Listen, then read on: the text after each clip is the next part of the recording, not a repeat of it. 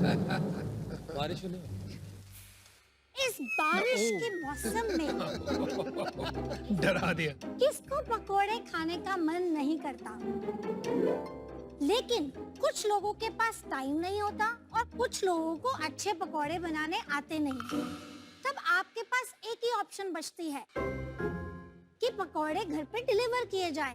पर जब तक वो घर आते हैं तब तक वो कचकच, सौगी, खराब हो जाते हैं। क्या आपने कभी ऐसे पकोड़े खाए हैं जो सौगी ना हो, ऑयली ना हो और क्रिस्पी रहे डिलीवरी पे? नहीं ना। मैं एक पंजाबी हूँ और मैं एक बात बताऊँ आपको, ये प्रॉब्लम पराठों के साथ भी है। आपने कितने सारे ब्रांड्स इंडिया में देखे होंगे, पिज्जास के, बर्गर्स के, अब तो मोमोज के भी इतने सारे ब्रांड है भारत में। लेकिन क्या कोई पराठा और पकोड़ा का ब्रांड है? नहीं। बट ये मार्केट साइज ह्यूमंगस है। तो इस अनटैप मार्केट को टैप करने का हमने निर्णय लिया।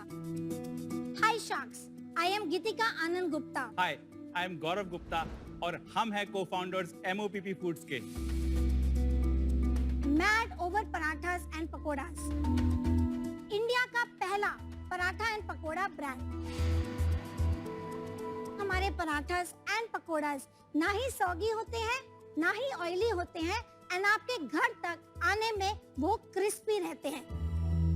हम लोग एक क्लाउड किचन फॉर्मेट पे काम करते हैं। तो पराठास एंड पकोड़ास के अलावा हमारे पास डेली मील्स के लिए एक ब्रांड मिली and authentic north Indian curries के लिए एक ब्रांड मैड ओवर करी भी है। अभी तक हमने 3.5 लाख ऑर्डर डिलीवर किए हैं।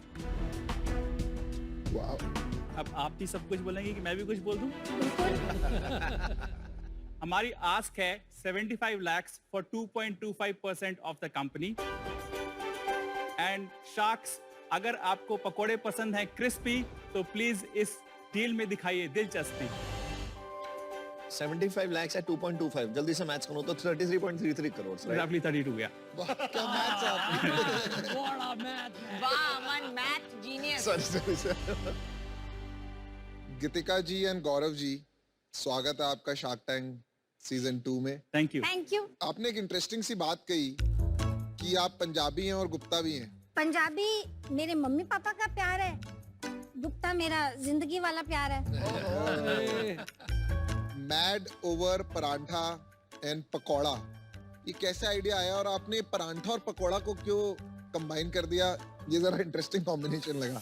हमने जो है 14 साल दुबई में बिताए हैं। हम जब इंडिया आए तब मैंने कहा गिरिक इज माय सन्स नेम, अब इंडिया आए हैं, यहाँ के मैं आपको ऑथेंटिक देसी पराठे एंड पकोड़े खिलाना चाहती हूँ। एंड टू द आयरनी, हमें कोई भी एक मिड सेगमेंट हाइजीनिक ब्रांड नहीं मिला। तो घर पे नहीं बनाते हो पकोड़े पराठे? बट ऑर्डर करके मंगाने भी होते हैं ना। अच्छा। पता चला बेसिकली इनको कुकिंग करना पसंद नहीं है, तो वी वर लुकिंग फॉर। चलो अब हुई ना सीधी बात, अब ये अंदर की बात बाहर आई है। तब हमने नोटिस किया कि या तो वो 40-50 रुपए के मिलेंगे या फिर you go to a nice fancy restaurant. That time हमने ये अपॉर्चुनिटी देखी। हमने मतलब आपने ये अपॉर्चुनिटी देखी? हाँ, मैंने ये एक्चुअली इन्होंने अपॉर्चुनिटी देखी। यस, हाँ, मैंने तब बोला था ये अपॉर्चुनिटी है, तब माना नहीं। तो जो है बेचारे की हालत देख के लग रहा है जिस तरह से वो खड़े हैं, ऐसा लग रहा है डर के मारे खड़े हैं। आपकी शादी को कितने साल हो गए? शादी को कितने साल हो गुड गए? 18 years। हाँ, लवली। मुझे तो लगता है सारे डिसीजन आप ऐसे लेते हो जो सिर्फ आपको पसंद हो। बिल्कुल नहीं, ये बहुत डेटा ड्रिवन है। ये इंप्रेशन जा रहा है, बट ऐसा बिल्कुल भी नहीं। That's so sweet. आपको बोलने की इजाजत मिल गई। अच्छा, एक बात बताइए, मॉप का मतलब इंग्लिश में झाड़ू होता है ना? वो MOP होता है। वो विजन आता है when you see mop. Correct. I agree. अभी भी आप लोगों का यंग कंपनी, अभी भी आप चाहो तो चेंज कर सकते हो। तो ये कॉन्वर्सेशन ऑलरेडी हमने किया है एक दो बारी। हो सकता है ना, तो you are flexible in changing. Change होना पॉसिबल है। Totally agree with you. एक किचन से अब हम 3 ब्रांड चलाते हैं और हमारा फ्यूचर में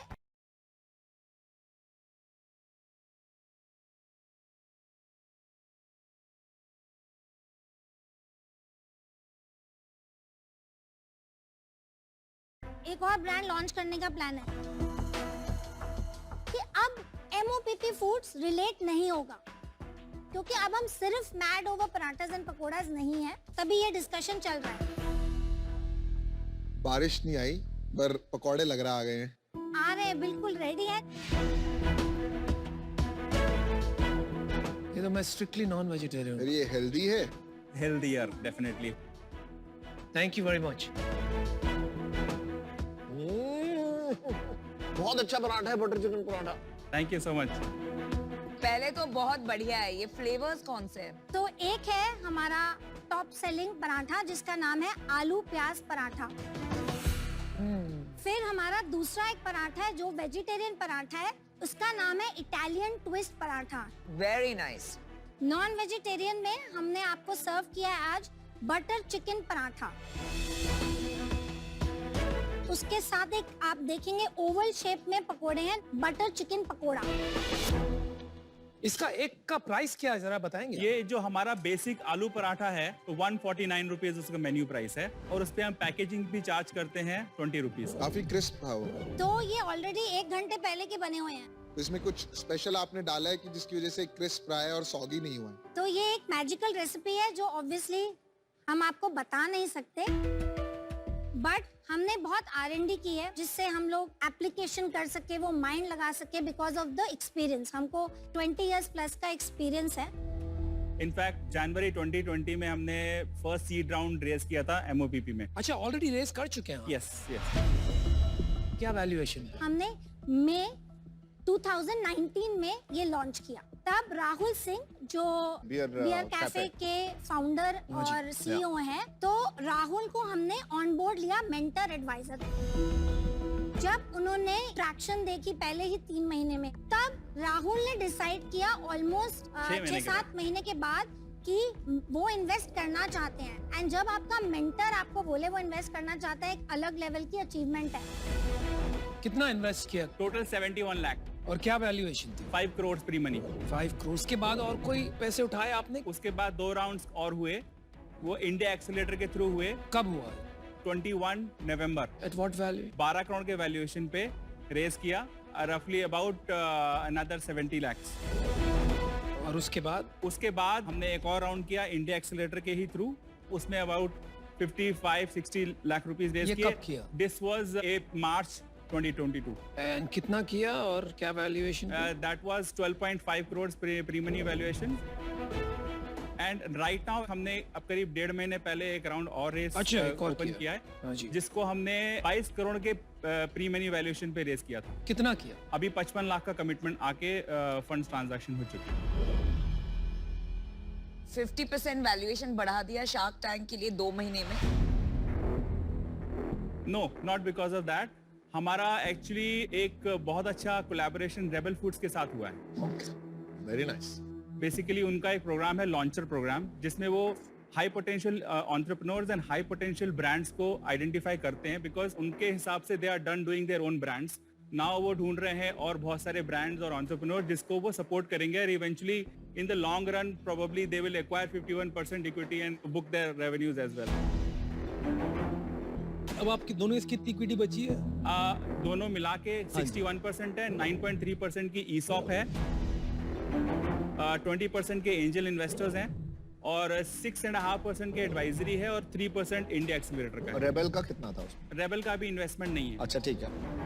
आपने 21 नवंबर में 12 करोड़ की वैल्यूएशन पे रेस किया। हाँ जी। 1 साल बाद लगभग सेम वैल्यूएशन पे रेस किया, कोई ग्रोथ नहीं हुई। और मार्च और मई में 3 महीने में वैल्यूएशन डबल कर दिया। जब हमने 12.5 पे किया था उस वक्त हमारा रन रेट मंथली था 35 लाख का। अच्छा जी। जब हमने 22 पे किया तब हमारा मंथली रन रेट 60 लाख का है। और आज 60 lakh. This is what it is. पिछले 8 महीनों से हमारी month on month average growth rate 20% है। एंड पिछले 3 साल का CAGR इज 80%। आज की डेट में हम मंथली 25,000 ऑर्डर्स डिलीवर करते हैं 3 किचन्स के through. Well done, well done. Actually मेरा डिसीजन बन गया है। तो सबसे पहले तो गीतिका जी आप बहुत क्यूट है, ब्रिलियंट टेस्टिंग प्रोडक्ट्स, लेकिन unfortunately I will have to be out. To be very honest, इस एरिया में मेरा इंटरेस्ट नहीं है और अरे आपने एक्सपर्टीज भी नहीं है एक्सपर्टीज नहीं बोला। और मैं ज्यादा कंट्रीब्यूट नहीं कर पाऊंगी, but I wish you the very best. Thank you Thank you very much. Thank you. जहां तक मेरी समझ है, सबसे powerful person in this industry जो मार्केट प्लेस है, जोमेटो हो या स्विगी हो, वो होता है। उसके बाद है रेबल फूड्स जैसे बंदे, और उनमें टसल चलेगी कि कौन ज्यादा प्रॉफिट खींचता है। आप इसमें मार्जिन कैसे पकड़ के रखेंगे इस फाइट में, मुझे थोड़ा समझा सकते हैं? ये पूरा स्केल का गेम है। तो हमारा विजन है कि हम अगले 3 साल में कम से कम 100 किचन खोलें। सो एज ऑफ नाउ हम लोग किचन में करीब 15% इबिटा पे बैठते हैं। घर पे 9 लाख रुपया महीने का बचता है। नहीं, ये स्टोर लेवल है। उसके ऊपर कॉर्पोरेट लेवल में हमने ऑब्वियसली देयर बहुत सारे एक्सपेंसेस हैं। तो बर्न है। थोड़ा बहुत बर्न है। कितना कॉर्पोरेट कॉस्ट है आपका? Corporate cost is about 7 lakh rupees. And burn कितना है महीने का? 2-3 लाख रुपए का है। Not bad. ओवरऑल जब और स्केल करेंगे तो ये जो कॉर्पोरेट कॉस्ट है वो एवरेज आउट हो जाएगी, एंड हमारा टारगेट है कि ये 4 से 5% के बीच रहेगी एट द कॉर्पोरेट लेवल। लेकिन फिर भी हमेशा प्रेशर रहेगा, unless and until you are able to create strong pull brand। तो सबसे strongest pull brand अगर फूड डिलीवरी में अगर हम देखते हैं आज की तारीख में, डोमिनोज होगा। They don't need Zomato, they don't need Swiggy, they can run their business on their own। आप में क्या हो रहा है ना, मैं काफी खुश हो गया, दिल मचल गया 60 लाख पर मंथ सुन के, लेकिन फिर मैंने समझा कि आपके 3 ब्रांड ऑलरेडी हैं ये बिजनेस में। आप एक लिस्टिंग से जो अपॉर्चुनिटी मिल रही है, आदमी देखता है पराठे खाने हैं आज या कुछ खाना है, वहां से ऑर्डर्स आ जाते हैं, लेकिन ब्रांड पुल क्रिएट नहीं हो रहा है, क्योंकि each brand is 20 lakhs on an average. आप 100 किचन पे भी जब पहुंचते हो, you will be struggling to make EBITDA, is my point. तो मुझे ये लगता है ये एक इंटरेस्टिंग बिजनेस बन सकता है, but from an investable stand point मुझे आज ये नहीं लग रहा है कि मुझे मेरे पैसे रिटर्न हो पाएंगे in a way that I would like, इसलिए मैं आउट होना चाहूंगा। लेकिन आपके लिए बहुत बहुत शुभकामनाएं। Thank you very thank much. You. एक किचन का यूनिट इकोनॉमिक्स समझा सकते हैं आप मेरे को फटाफट? सो एक किचन में हमारा टिपिकली जो डायरेक्ट कॉस्ट है which is food packaging is रफली अबाउट 35%, और जोमेटो और स्विगी का जो कमीशन जाता है वो अबाउट 24-25%, तो डायरेक्ट कॉस्ट इज 60% और 40% इज आवर ग्रॉस मार्जिन। अभी 12% पे है HR कॉस्ट, 3% इज जो आपकी ऑक्यूपेशन कॉस्ट है which is rental and maintenance, 7% है आपका fuel and electricity, and 3% miscellaneous. चलो मैंने डिसीजन बना लिया है। आपके नंबर्स इतने जबरदस्त हैं गौरव कि आपने जिस तरीके से इलेक्ट्रिसिटी कॉस्ट वगैरह, रिटेल इज डिटेल, एंड मैं चलाता हूँ रिटेल बिजनेस, आधा 0.1-0.2% का हिसाब रखना पड़ता है, नहीं तो बिगड़ जाता है। तो मैं एक्चुअली सहमत नहीं हूँ कि 3 ब्रांड्स हैं। अगर ये एक ही ब्रांड होता जिसको आप बड़ा कर रहे होते तो शायद मैं एक बार फूड स्पेस में एंटर करता, पर शायद वो आज आपका विजन नहीं है, इसलिए मैं बाहर हूँ। इन्होंने सबने जो बताया है ये सब मेरे ही आइडियाज थे, तो इन्हीं की ये सेम रीजंस की वजह से मैं भी आउट हूँ। आपका नेक्स्ट ईयर का रेवेन्यू टारगेट क्या है? इस साल का 8.5 8.5 करोड़, ठीक है। गारंटीड आप कितना कर पाओगे अगले साल? See, अगले साल तक का जो हमारा इंटरनल टारगेट है as per our projections is रफली अबाउट 100 करोड़।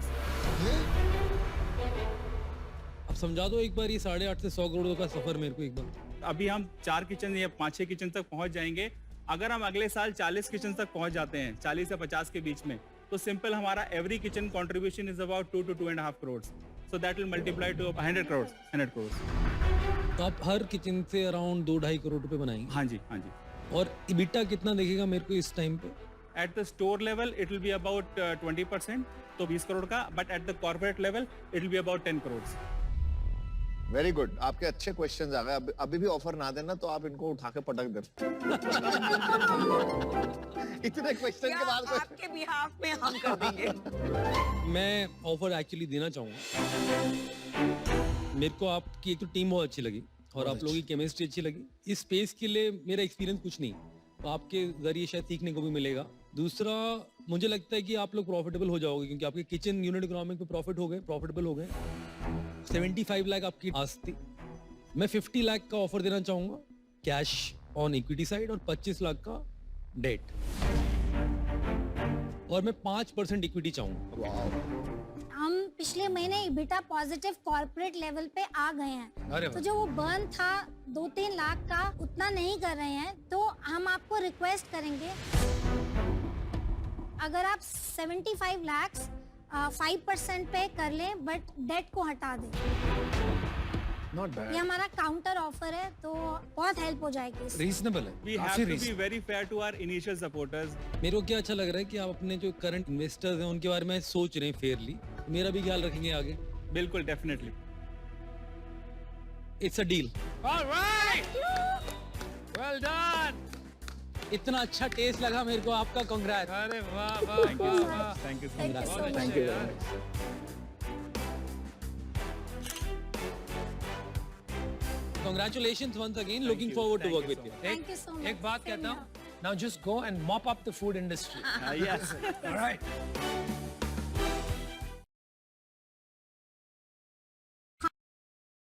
दुनिया में हमारा देश सबसे ज्यादा डिप्रेस कंट्री